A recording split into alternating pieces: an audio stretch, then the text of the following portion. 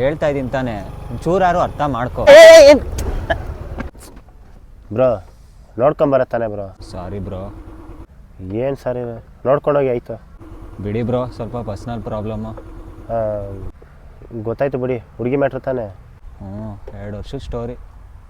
ಓ ಮಗ, 1 ವೇನಾ 2 ವೇನಾ? 2 ವೇನೇ. ಮೊದಲೆಲ್ಲ ಚೆನ್ನಾಗಿತ್ತು, ಇವಾಗ ಸ್ವಲ್ಪ ಗಾಂಚಲಿ ತೋರಿಸ್ತಾವಳೆ.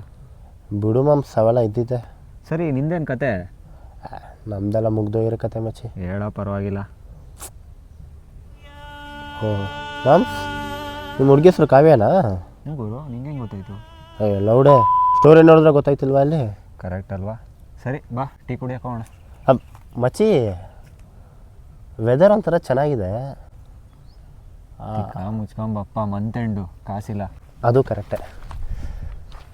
ಈಗ ಟೀ ಕುಡಿಯೋಕ್ಕೂ ನೀನೇ ಕಾಸು ಕೊಡಬೇಕು.